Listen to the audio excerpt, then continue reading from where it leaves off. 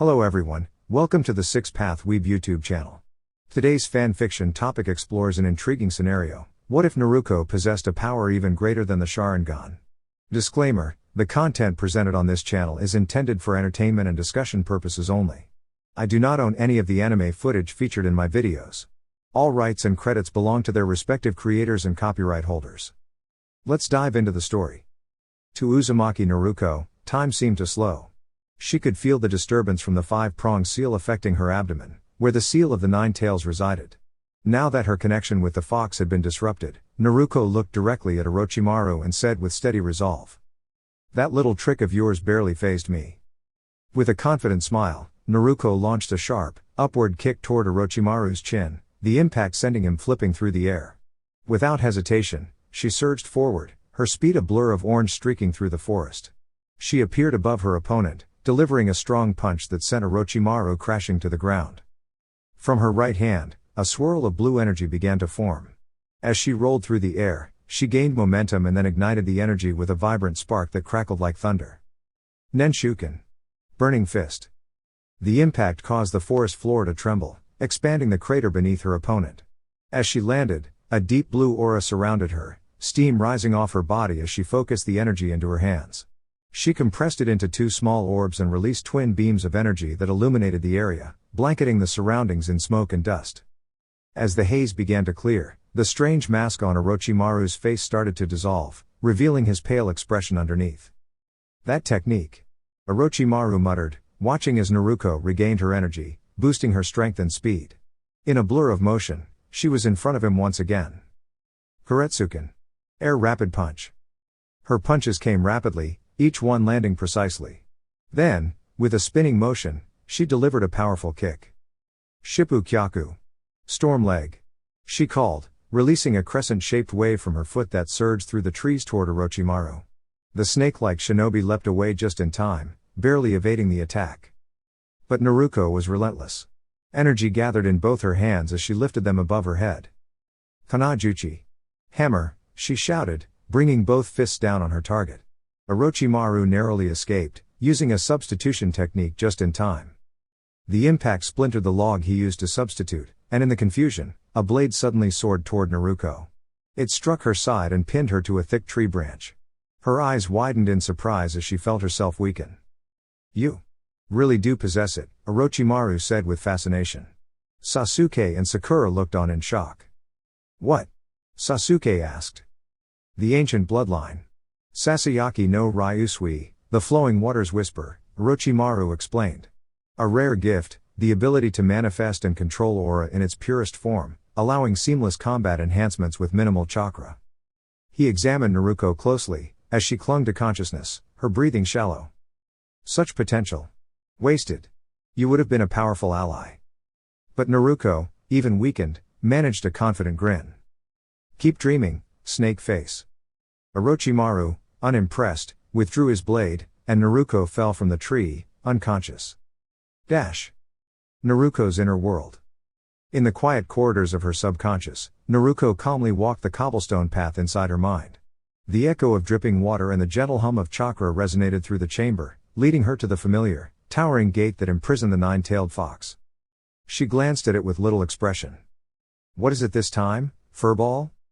The great fox appeared from the shadows, red eyes gleaming. "You let that snake push you around. What happened out there?" Naruko sighed. "You always start with the complaints. Can we skip the lecture today?" The fox grumbled, launching into another of its rants about how powerful it was and how Naruko should be doing more. Naruko simply let it talk, tuning out most of the dramatic declarations. Eventually, the fox said something that caught her attention. "You're still not using your bloodline to its fullest. Sasayaki no Ryusui, it's meant to flow with your spirit. You can mold your aura into anything. That's what makes it unique." "I know that," Naruko replied, focusing her chakra into her center. "But fully augmenting it? That's something only the most advanced users have done. I'm not there yet." "What about your clones? They learn with you. Every bit of training they do, you absorb." Naruko blinked, realization dawning. "Of course. Why didn't I think of that sooner?" The fox chuckled. "Finally caught up, huh? Use your clones to train your aura manipulation. It'll accelerate everything." Thanks, I guess, Naruko said with a smirk. Smooth, Kit. Real smooth, the fox muttered. 2 days later. Sakura stood vigil, caring for her injured teammates. Sasuke had a severe fever, and Naruko had suffered a serious concussion, though she was miraculously stable. Sakura watched over her blonde teammate, puzzled by Naruko's resilience. How had she survived such trauma and poison with no lasting damage? Naruko stirred, groaning and sweating in her sleep. A nightmare? Sakura wondered. Suddenly, Naruko sat up, breathing heavily. Where am I? How long was I out? You're safe now. You and Sasuke-kun have been unconscious for 2 days, Sakura explained gently. I had to take care of things on my own. TCH. That snake forced my hand, Naruko muttered, attempting to rise but swaying slightly. Too dizzy. She eventually steadied herself, pulled out a scroll, bit her thumb lightly, and inscribed 2 sets of seals. She handed them to Sakura. The first one is a jutsu scroll. It creates a chakra blade I sealed with my energy. The second is a reverse summoning scroll. If something goes wrong, use your chakra on it. Where are you going, Naruko?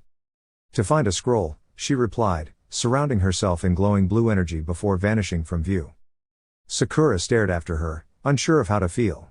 Naruko's departure felt sudden. But the gifts she left behind showed that she cared deeply about the team. And it made Sakura realize, there was much she didn't know about Naruko. Naruko had shown mastery in sealing arts, something Sakura had never seen from her before. Her taijutsu was refined and powerful, far beyond the brawling style Sakura remembered. Just how much is she hiding? Sakura thought. With Naruko. Leaping through the treetops, Naruko cloaked herself in her aura, blending seamlessly with the environment. Her bloodline gave her the ability to mask her presence, making her nearly undetectable. She paused as she spotted Team 8 hidden in the bushes, watching the sand Jinan with a large gourd. Let's go, Gaara. We should head for the tower, said the boy in the hat. No. Mother still wants to see more, Gaara replied with a chilling calm, his gaze shifting to where Team 8 was hidden. Hinata froze under Gaara's intense stare, trembling. Let's move, now, Kiba urged, tugging Hinata away. But Shino stood firm. He already knows we're here. One of us must delay him. I'll stay behind. Shino summoned his insects, forming a protective swarm around him. Go. But Gaara was quick. His sand began to rise like a wave, heading for the fleeing team. Naruko narrowed her eyes, forming a hand seal. As the sand surged forward, Shino quickly responded by surrounding himself with a swarm of insects, forming a protective barrier. Yet, even he knew it wouldn't be enough to stop the attack. Just then, radiant white beams of light tore through the sand, slicing it apart effortlessly. The Jinan, shocked by the sudden rescue, looked around in disbelief, who had come to their aid. I knew there was something off the moment you slipped past Sasuke's guard. Came a calm but firm voice. Gaara turned swiftly, searching for the source, only to be struck suddenly by a powerful force to his cheek, sending him back through the air. The attacker had pierced through both the sand shield and the sand armor with astonishing ease. What? Kankuro exclaimed in disbelief. Never had he imagined that a Jinan from the Leaf Village could bypass Gaara's sand defenses. You try hurting these people again, the voice warned, and you'll find yourself unable to speak another word. The speaker stood tall, blonde hair catching the light, eyes burning with determination. It was Naruko Uzumaki. That's the same girl from 3 days ago. Kankuro recognized.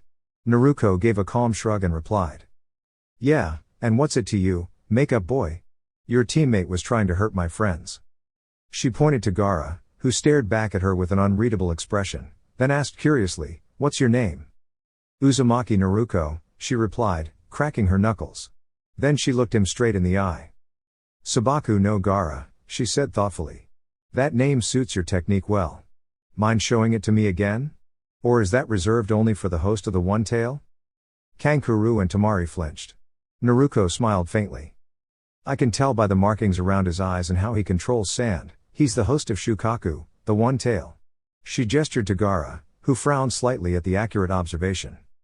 So what if you know? Gaara muttered, sand swirling around him and then forming above Naruko's head. He looked her directly in the eyes. You think you can stop me just because of that? Let's find out, Naruko said confidently. Sabaku Kasui. Gaara called out, directing a rain of long, sharp sand spikes down on her. Naruko stood her ground, channeling blue energy into her right hand while steadying it with her left. Sparks of lightning danced around her fingers, her eyes focused and calm. A loud, screeching crackle echoed through the air as lightning tore through the descending sand. "It's not just knowing you that gives me strength," Naruko said, her voice steady and resolute. "It's understanding you. We're more alike than you think." Reikuken. Lightning fist. She dashed forward at blinding speed. Gaara's sand shield reacted instantly, enclosing him in a sphere. But Naruko's lightning charge technique overwhelmed the sand's defense, turning parts of it to glass that shattered from the heat. Her jacket sleeve was torn from the force, but her arm remained unharmed. Gaara, though protected, had a bruise forming on his cheek. "Ugh, there goes another jacket," Naruko muttered. She ripped off the remaining sleeve, letting the spiral pattern on her black t-shirt show as she unzipped the jacket. Then she looked to Gaara, who was slowly rising. "As one of the 9. You understand, don't you?" Shino, observing from the side, questioned silently, "Was Naruko one of these 9 she mentioned?" "A Jinchuriki shall never know love," Gaara stated quietly. Naruko responded, "A Jinchuriki shall never know tears." And together they said, "A Jinchuriki shall never find peace, not even in solitude."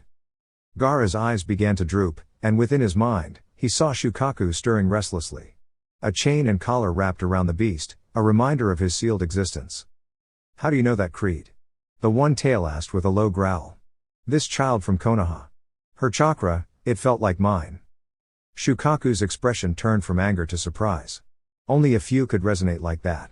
I thought they were long gone. Seems even we can be mistaken." Outside, Naruko watched Gaara, noticing that his eyes appeared dazed. He was deep in conversation with the beast within. A sudden pulse of chakra confirmed it. "Access the true ability of the tailed beast, blessed with the gift of rare powers," Naruko declared. But then her senses spiked. Something was wrong. Gaara's gourd crumbled into sand, which began wrapping around his arm. A large claw-like shape formed, and a tail emerged. "No. It's trying to merge," Naruko said urgently. She unfurled a sealing scroll, bit her thumb to draw a small mark, and activated a sealing technique. Fuinjutsu, Jaku Hoin. Evil void sealing. A powerful seal formed beneath them. Gaara thrashed in pain as the surge of wild chakra was pulled back into control. Finally, he collapsed from exhaustion. "The seal must have been flawed," Naruko said, approaching carefully. Faulty seals were rare but dangerous. She had read how unstable seals could threaten not just the host but their entire village. She clenched her fists, frustrated by the injustice so many Jinchuriki endured, the isolation, the fear, the rejection. "Who's truly the monster?" a voice whispered from within. "The ones born of chakra, or those who cast away their own people out of fear?" The 9 tails stirred inside Naruko's mind, but she silenced him with a simple command. As Naruko reached to help Gaara, masked Anbu arrived, surrounding the scene. "Uzumaki-san, that chakra. Was it yours?" asked one, wearing a tiger mask. "Yes," Naruko answered calmly. "Everything is stable now. The one from sand. He's fine, just unconscious. If Suna wants to show their strength through their Jinchuriki," Naruko added, "then we will show ours as well. Tell the Hokage I've chosen to use it in the exams." The Anbu nodded and vanished into the trees. Naruko turned to the 2 remaining sand ninja. Tamari placed an earth scroll on the ground.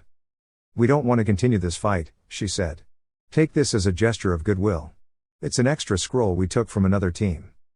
Kankuro gave a reluctant nod. If someone could protect them and defeat Gaara, it was clear they deserved respect.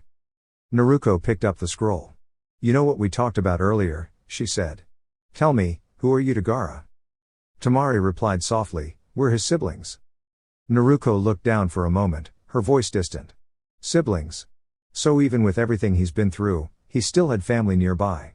I guess. I'm a little envious." She turned to Team 8. "Come with me. You all look exhausted. I'll let you rest at our hideout. But in exchange, I'll need you to watch over Gaara until he wakes." Shino adjusted his glasses thoughtfully. "A fair deal. We accept. But when Sasuke wakes, we will be leaving." Kiba protested, "Who made you the leader? And why are we agreeing with Naruko's plan?" Shino replied calmly, "Because I'm the most logical and composed among us. And because if Naruko hadn't intervened, none of us would have made it." Kiba stood in silence, unable to argue. Hinata, Grateful, bowed deeply. Thank you, Naruko-san. You saved us. Naruko scratched the back of her head sheepishly. Think nothing of it, Hinata. Just doing what I can.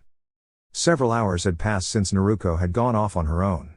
Meanwhile, Sakura examined the beautifully detailed scroll containing the Nadachi. She studied the elegant seals carefully, noting how the handle was a striking scarlet red with delicate black markings she suspected were sealing formulas. There were 5 in total, 3 on one side of the handle and 2 on the other. The blade itself shimmered ivory white, yet under the sunlight, it gleamed with a blue hue. The guard was a rare golden shade, shaped to resemble a flowing wind, like a sword firmly planted upright, pointing toward the skies. As the name suggests, Sakura whispered, admiring the weapon. Kashikaze, the severing wind, truly a fitting name. Standing up, Sakura began practicing with the blade, focusing her chakra through it. At first, there was no visible reaction, but when she gently touched one of the seals with her fingertips, it emitted a faint blue glow, the seal representing fire. That was unexpected. There had been a response, but it was subtle. Perhaps the chakra she applied wasn't quite enough? Thinking back to how Naruko had always acted as a teammate, once carefree, but now demonstrating wisdom and self-reliance, it made sense that the scroll was more than a gift, it was a symbol of trust. Sakura practiced more diligently, unaware that a trio had quietly begun observing her from a nearby tree. Teammate. What were those streaks of light you used earlier? Kiba asked curiously. Naruko blinked in surprise at the question and replied, that's a unique ability I possess. Not many people know about it, not even my original team. She turned her gaze downward as they approached the temporary camp. Just as she was about to drop down, Shino extended a hand to stop her. Wait, he said. Naruko looked up, puzzled. Is something wrong? Shino nodded once. We're being watched. Naruko considered the situation. Then wouldn't it be better for us to make ourselves known? Shino adjusted his glasses calmly. No. Observing first gives us the advantage. It's safer to understand their capabilities before engaging. A counter-ambush, then? Naruko asked, nodding in agreement. You've got it, Kiba said, grinning. Shino's my go-to when it comes to tactics. Well, him and Shikamaru. Hinata nodded silently. Naruko focused back on the scene below. Sakura. A squirrel darted out from the bushes, and Sakura reflexively tossed a kunai, not to harm it, but to avoid triggering a double-layered trap she had set. She exhaled in relief. Moments later, 3 unfamiliar Genin emerged, confirming Shino's suspicion. Naruko paused, watching from above to gauge Sakura's readiness and her connection to the Tashikaze. The bandaged one spoke with a smug tone. Looks like someone didn't get much sleep. It doesn't matter anymore. We're looking for Sasuke, another added. You're being manipulated, Sakura shouted. Orochimaru is behind all of this. Why are you targeting Sasuke now? And what's that mark on his neck? Hearing the word mark, Naruko's expression changed. She could sense the unusual chakra surrounding Sasuke. Her eyes narrowed. A seal. She muttered. Her teammates turned to look at her. A seal can enhance someone's physical abilities, strength, speed, stamina, but it can also throw their chakra system into complete disarray, Naruko explained calmly as she drew out a scroll and pen from her pocket, beginning to write intricate characters in a circular pattern. If misused, a seal can amplify a person's abilities temporarily but put great strain on the body in return, she continued. That's why it's considered both a tool and a risk. She paused, handing Hinata a scroll. If you sense Sasuke's chakra becoming unstable, toss this near him and signal me. As Sakura stood, she applied more chakra to the Nadachi. All 5 seals glowed. With determination, she pressed the seal of fire. Kashikaze. Please lend me your strength, she whispered. A cloud of smoke enveloped her briefly. When it cleared, Sakura appeared with renewed energy, gripping the weapon confidently. She moved swiftly, faster than before, and charged at the 3 intruders. Her movements surprised even them. One opponent raised a metallic arm to block her attack. Sakura quickly repositioned, landing on a nearby tree branch to reassess. Her speed had increased, likely due to the activated seal. She analyzed her opponents with precision. They're a team, which means they probably have complementary abilities. Sakura dove in again, aiming to disable one with a quick strike. He dodged and used an air-based technique to repel her. The sudden gust knocked her back, but before he could press the attack. Konoha whirlwind. Came a shout, and Rock Lee burst onto the scene, sending the enemy flying. "I won't let anyone hurt Sakura-san," Lee declared proudly. From above, Naruko nodded. "You three watch Sasuke. I'll lend a hand." She handed the scroll to Hinata. "Use this if needed." Gathering her chakra, Naruko formed a glowing sphere of energy in her hands. "Aura sphere," she called, vanishing in a blur of blue light. In an instant, she appeared beside the opponent and launched the attack, sending him tumbling across the forest. Dash. Meanwhile, Sakura confronted another foe. Though initially overpowered, she stood her ground. When one of the intruders tried to mock her, Sakura gripped her weapon with resolve. "Sasuke and Naruko may be stronger than me," she said, "but that doesn't mean I don't have my own strength." She activated the blade, unleashing a small controlled burst of energy that sent her attacker back. Raising her head, Sakura grabbed her long hair and cut it with the sword. "This hair symbolized my old self. I've grown past that now," she said as her locks scattered in the wind. Dash. Elsewhere, Naruko continued her encounter. She stayed composed, using her strength to protect her friends. When Sasuke began radiating a powerful aura, Naruko turned toward him, sensing the shift immediately. Hinata tossed her the scroll, and Naruko caught it midair. She activated a sealing technique, surrounding herself and Sasuke in a protective circle of light. "What are you doing, Naruko?" Sasuke asked. She didn't answer immediately, focusing on the hand seals. "Why stop me?" Sasuke asked again. "What do you really want?" Naruko asked softly. "Power," he replied with a quiet intensity. Naruko gritted her teeth and pulled a scroll from her pouch. "If strength is what you truly seek, then you must let go of anything that slows your growth," said the determined blonde, gently tossing the scroll toward Sasuke. "Take it. Consider this a gift from me. I've spent 2 years studying seals and crafting tools. This one's among my best, and I've held on to it since becoming a Genin." Sasuke caught the scroll, and Naruko quickly pressed her hands together, activating a seal. "Fuin," she declared, and brilliant white pillars of light bent and flowed like cascading rain, surging across the ground toward Sasuke. The light shimmered with energy, like rippling electricity gathering at one point. Sasuke tensed as the seal took hold, a sensation like a tingling pressure formed at the base of his neck. It was intense and overwhelming enough that he collapsed, gripping the ground. "And Naruko? Why?" Sasuke asked in confusion. "To help you," Naruko replied calmly.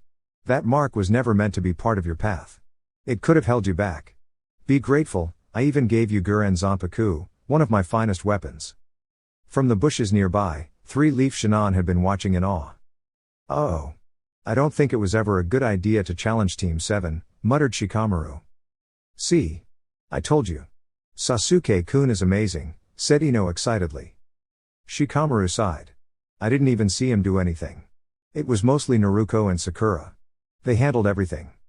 Ino began to protest, but suddenly a voice behind them interrupted. Well, look who we have here?" Naruko's cheerful yet firm voice caused all 3 of them to freeze. Turning around, they found her standing right behind them. "You weren't thinking of sneaking off with our scroll, were you?" she asked with a playful grin. The trio quickly shook their heads. "Good. Because if you were..." Naruko playfully cracked her knuckles, then smiled. "In this game, you either work smart, or you fall behind." All 3 nodded quickly. Naruko grinned wider. "Glad we understand each other. Now off you go," she said, and the 3 Genin from Team 10 hurried off in different directions. Shino and his team descended from the trees soon after. "Now that things have settled, we no longer need to keep watch over Sasuke-san," Shino stated calmly. Naruko barely heard him, her energy had drained rapidly. She tried to sit, but ended up flopping onto the ground instead, immediately falling into a deep sleep. "She's completely exhausted. Let's let her rest," said Shino. "Naruko. You did amazing," Sakura said warmly. "I agree, Sakura-san. Naruko's passion and energy remind me of the springtime of youth," exclaimed Rock Lee with admiration. He respectfully handed over the scroll they had earned. "Without Naruko-san, we would have been in a much tougher situation. Your team deserves this." Sakura accepted the scroll, surprised and thankful. "Until next time," said Lee, as he and his teammates leapt away into the trees. 24 hours later. Team 7 had recovered somewhat. With only 1 day remaining in the second phase of the exam, they moved quickly. Sasuke still felt uneasy. Having been denied the use of that strange new power left him frustrated, but deep down, he knew Naruko had acted for his sake. Naruko had reminded him that relying on something unstable could set him back rather than propel him forward. She explained that true growth isn't about instant results, but steady effort and discipline. Sasuke wasn't fully convinced, but he did silently appreciate the weapon she had given him. Guren Zanpaku, the Crimson Lotus Soul Cutter, was a finely crafted kusarigama. Its crimson patterns and dragon coil design gave it an elegant but formidable appearance. A black gem embedded in the curved blade hinted at a hidden mechanism that allowed for extended attacks using the chain. Upon reaching the tower, the team was greeted by Iruka-sensei, who explained the significance of the Heaven and Earth Scrolls. Naruko listened but found the speech rather unnecessary. She quietly stepped aside and sat near a comfortable wall. As she did, a familiar Anbu operative wearing a tiger mask appeared before her. "Congratulations on passing the second exam, Naruko-san," said the masked figure. Naruko gave a small wave. "I'm guessing the Hokage wants to speak with me?" The Anbu operative shook his head. He said that conversation will happen later. For now, he believes it's important for you to share the truth with your teammates. With that, the Anbu disappeared in a puff of smoke. Naruko exhaled and gestured for her teammates to gather around. Folding her arms, she began, "I'm not doing this out of pride. The Hokage asked me to explain a few things, especially after what happened during the exam." She looked to Sakura and Sasuke seriously. "You're probably wondering why I could use abilities that felt different. It's time you knew a little about my background." Sakura tilted her head. "How does this involve you?" "Let me ask first, what do you know about rare or advanced bloodline abilities?" Naruko asked. "They're uncommon. Some are extinct," Sasuke answered. "Right," Naruko nodded. "Many bloodline limits, especially the powerful ones, are thought to be gone or legendary. Like the Mangekyo Sharingan." Sasuke flinched subtly at the mention. "Others, like the Rinnegan, are considered myths. But my mentor believes they're real. He claims to have seen one at the borders of Ame." Naruko pulled out a scroll and began writing symbols with a calligraphy brush. "My bloodline limit was one of the reasons behind a major conflict during the Third Great Ninja War. My clan, the Uzumaki, once ruled a peaceful region in Uzu no Kuni. But when Iwa realized the potential of our bloodline, they tried to take that land by force. My grandfather, Uzumaki Amakusa, led a resistance. And since our clan was allied with Konoha, the village supported us. That led to a major battle. And all because of a rare ability, one that allows certain members of the Uzumaki clan to harmonize with tailed beasts." Sakura blinked. "You mean, you can communicate with them?" "Yes," Naruko answered. "But only a few can do it. It's not just words, our chakra is dense, stronger than normal. That lets us resist the energy of the tailed beasts and even shape our own chakra in special ways." "So, does that mean you can control them?" Sasuke asked cautiously. Naruko shook her head. "Not exactly. Only those with a certain status, called alpha users, can do that freely. I'm still figuring out where I stand. I've only been able to connect with them, thanks to a unique chakra resonance." She looked down thoughtfully. "Now that you know this, you should also know. Not everyone is happy about it. There are people out there who don't want me around. Some don't even know what I can do, only that they fear it. The Hokage made me keep it secret since I was very young." "The ability I used during the exam? That was the aura technique. My chakra forms a protective cloak.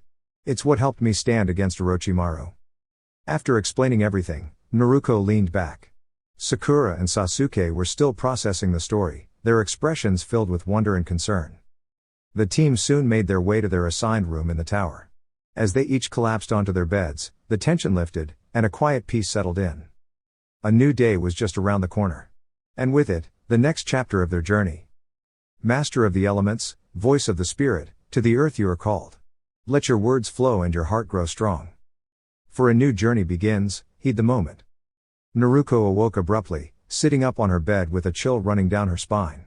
She took a deep breath, bowed her head, and placed her hands firmly on her temples. "The call of the Alpha," she whispered to herself. Rising quickly, Naruko dressed in her signature orange pants and black shirt. She slipped on her sandals but decided against wearing her jacket, as it was worn and tattered. With determination, she moved toward the exit of the building. Outside, she gazed quietly up at the full white moon, Her fists clenched as she glanced back toward the tower rising above the towering trees of the Forest of Tranquility. If she was to fulfill the first trial of becoming an alpha, she would need to meditate and focus. Gathering chakra required tuning her senses to every element she could feel, and she would begin with her strongest affinity, wind. Naruko scaled the tower walls with ease, feeling the night air gently brushing her face. The fox spirit had done well to keep her strong and steady. She wondered why the fox spirit wanted her to remain resilient instead of allowing her to weaken and escape her current challenge. Because the seal is strong. Escape impossible. Contract bound. The connection with the spirit within her was growing strained.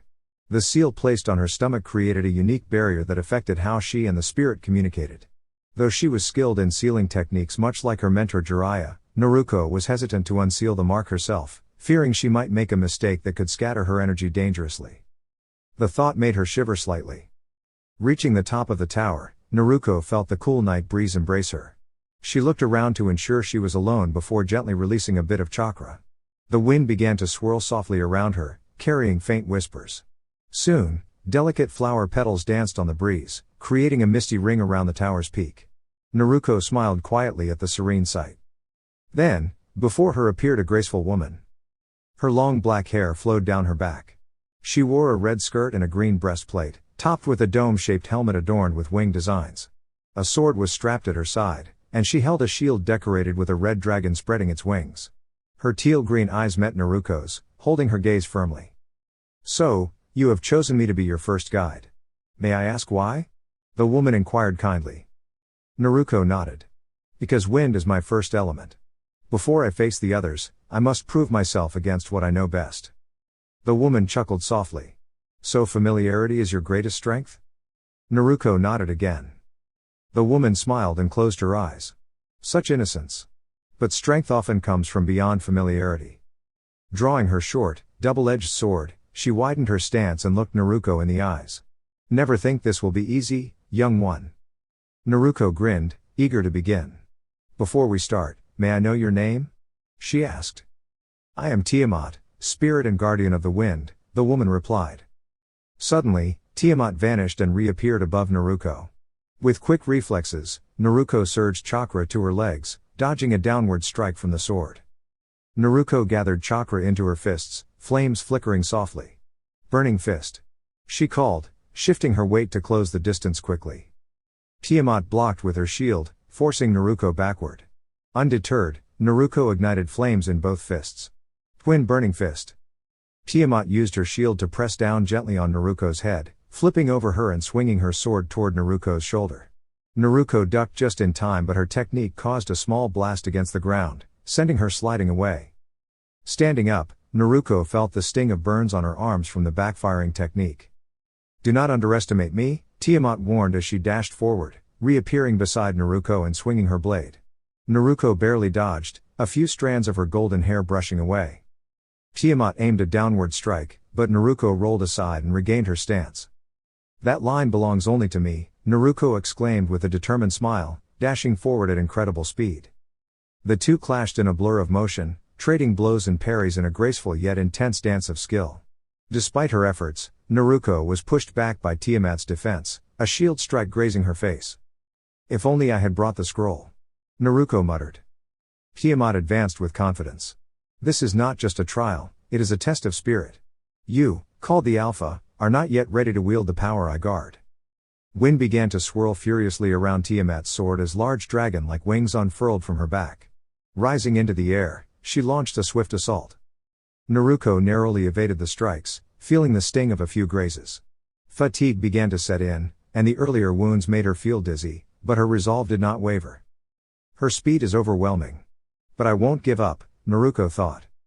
Familiarity makes you feel safe, but true strength comes from facing the unknown, Tiamat said as she prepared her final move. The wind around her blade grew more intense as she descended for a powerful strike. Naruko gritted her teeth and gathered all her chakra, her body glowing red with swirling flames. "I don't care if I know it or not," she declared. "I will finish this trial. Nothing will stop me, not even the spirits of the Alpha." Flames danced wildly as the wind whipped around her. Suddenly, a spiraling pillar of fire pierced through the whirlwind, stopping Tiamat's attack. Naruko leapt forward with blazing speed, forming a phoenix-shaped aura around her. Heaven Phoenix Drive, she shouted, striking Tiamat's abdomen and enveloping her in flames. They both fell to the tiled roof below. Naruko was the first to stand, looking at her opponent. Tiamat removed her helmet, her teal eyes glowing. Her wings spread wide as she touched her blade, which began to shine with brilliant light. Space rend heaven divide impact, she said, slashing her sword with an extended reach. Naruko leapt back, narrowly avoiding the powerful slash. Tiamat flapped her wings and was upon her again. Gathering chakra in both hands, Naruko swung down with a mighty strike. Hammer! She called out. Tiamat's shield shattered under the force, and Naruko seized her by the waist to prevent a counterattack. They slid across the rooftop, eventually coming to rest within the swirling wind ring. Naruko felt the gentle support of the wind beneath her feet. This is the Ring of Fate, Tiamat explained softly. It binds us here. You, chosen Alpha, are blessed by the spirits of our clan. Naruko looked at her in surprise as Tiamat gently tapped her forehead. It has been centuries since I remembered my true name. Now I am known only as the Spirit of the Great Wind. I was once the leader of our clan, an Alpha with strong ties to the element. When we pass, we become guardians of the wind, awaiting one worthy to succeed us. She smiled warmly. You have proven yourself, young Alpha. I pass to you my power, receive the form of wind. With a gentle kiss on Naruko's forehead, Tiamat began to dissolve into the wind. A green light flowed into Naruko's chest. Suddenly, she felt light as air, the ground slipping from beneath her feet as she descended gently to the ground below. Whoosh!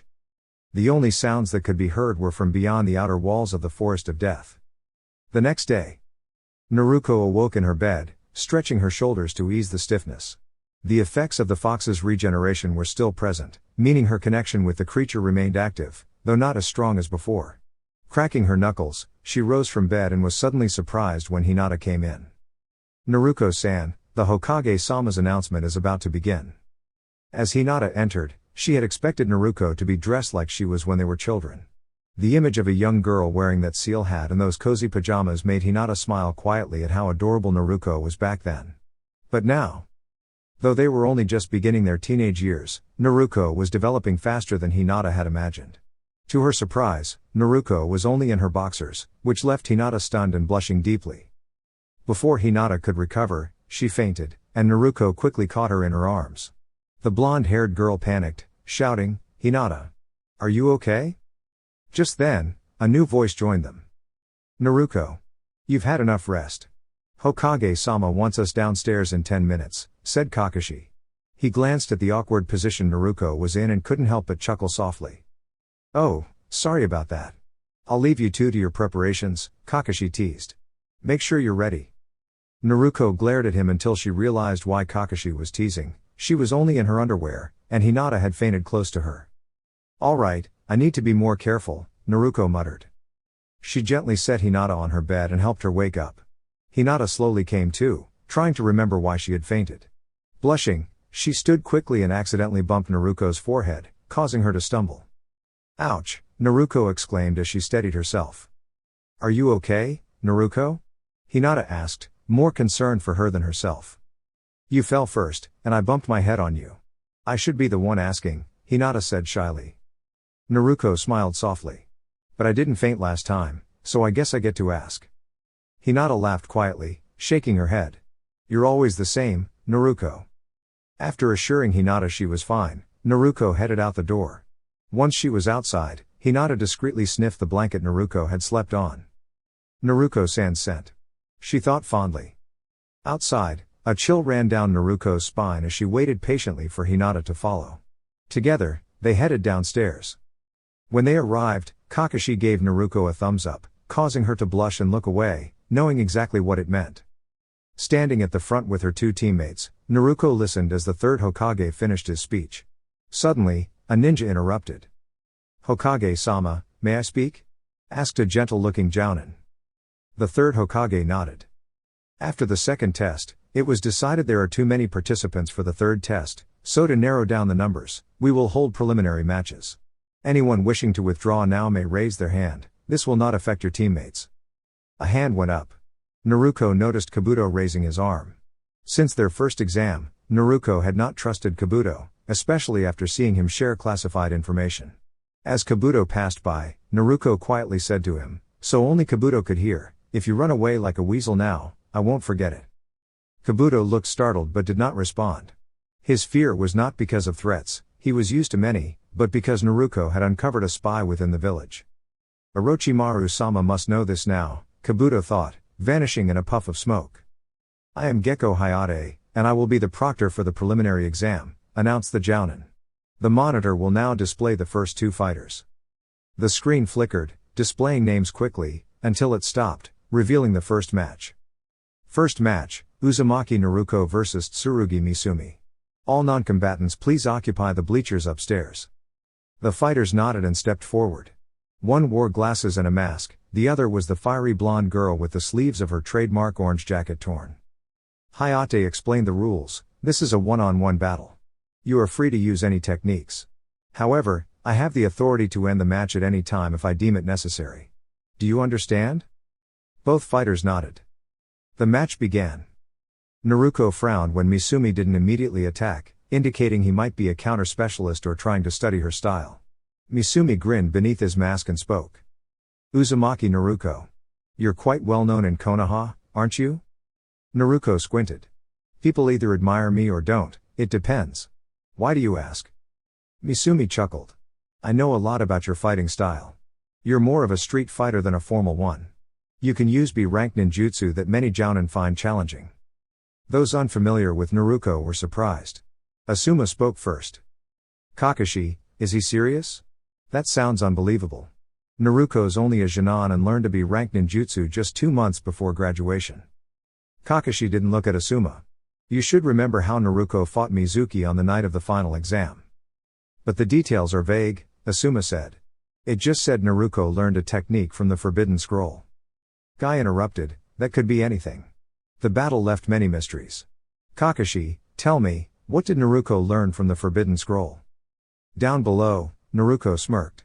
"Kage Bunshin no Jutsu, Shadow Clone Technique." Instantly, 3 clones appeared in a puff of smoke and rushed at the masked man, who swung his limbs to strike all 3 at once, causing them to vanish. Misumi retracted his arms. "Kage Bunshin no Jutsu won't work on me."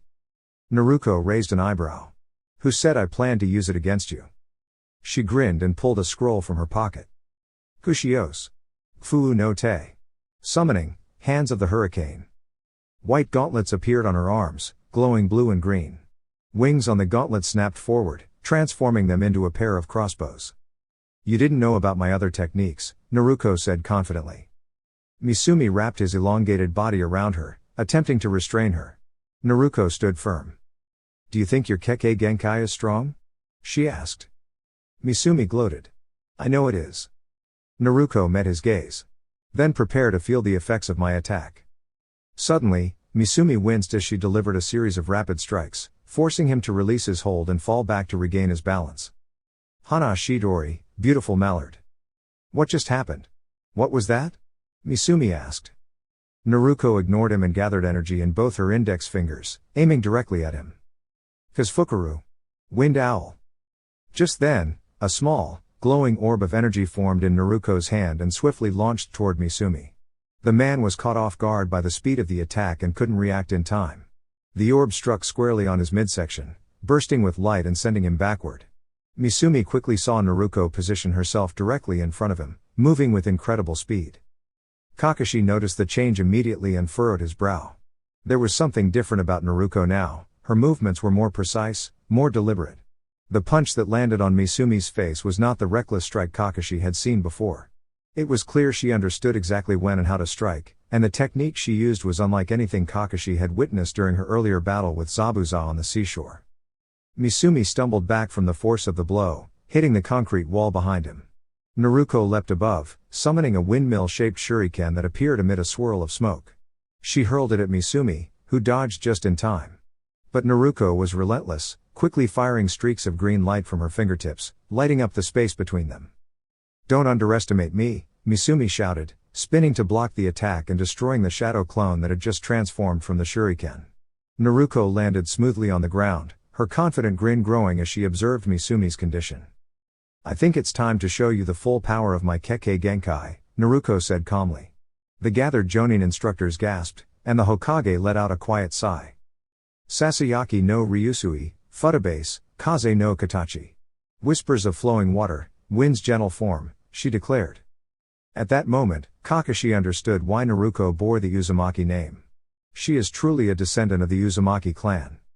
Naruko's chakra began to weave visibly around her, taking form. She wore a long black coat trimmed with fur along the collar, khaki pants, and a black shirt beneath. A pair of goggles rested atop her forehead.